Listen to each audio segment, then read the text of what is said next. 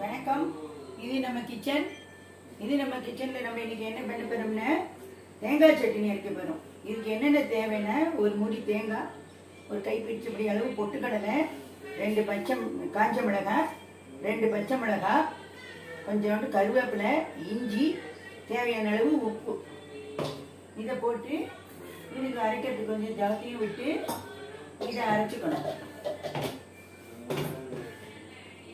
முன்னாடி இது தாளிச்சு போடுறதுக்கு கடுகு தேவை, வேற எதுவும் வேண்டாம். உளுந்தம்பருப்பு அதெல்லாம் எதுவும் நான் தாளிக்க போகிறது இல்லை, வெறும் கடுகு மட்டும்தான் தாளிக்க போகிறேன்.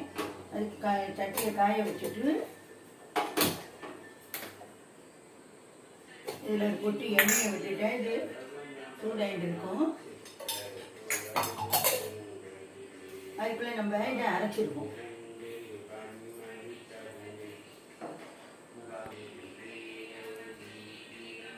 இப்போ நம்ம தேங்காய் சட்னி அரைச்சாச்சு. இப்போ எண்ணெய் காய்ஞ்சிருக்கு. இது நம்ம கடுகு போட்டிருக்கோம். கடுகு வடிக்கட்டும். அதுக்குள்ளே இதை ஒரு சர்விங் பவுலுக்கு இதை மாற்றிக்கலாம்.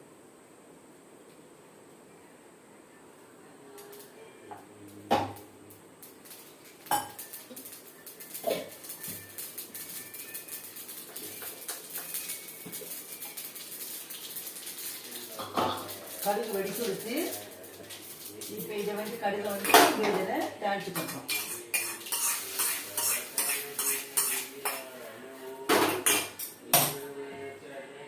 தேங்காய் சட்னி ரெடி.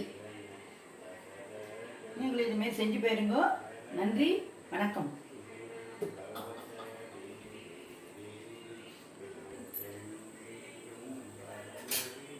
வணக்கம். இது நம்ம கிச்சனில் நம்ம இன்னைக்கு என்ன பண்ண போகிறோம் அப்படின்னாக்க அம்மணி கொழுக்கட்டை பண்ண போகிறோம்.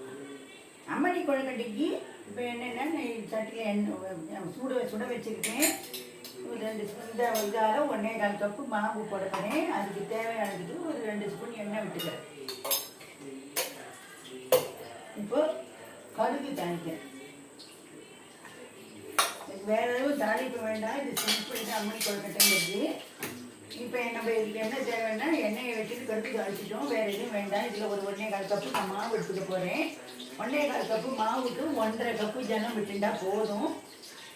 அப்புறம் அதுக்கு தேவையானது இதில் 1 ஸ்பூன் தனி மிளகாய்த்தூள், ஒரு 1/2 ஸ்பூன் காஷ்மீரி சில்லி பவுடர், தேவையான அளவு உப்பு. இந்த தண்ணியை இதில் கடுகு வடிக்கட்டும். கடுகு வடித்த உடனே கடுகு நல்லா பொரிஞ்சு வந்ததுன்னா எந்த டிஷ்ஷுமே நல்லா இருக்கும். வெடிக்க ஆரம்பிச்சோம்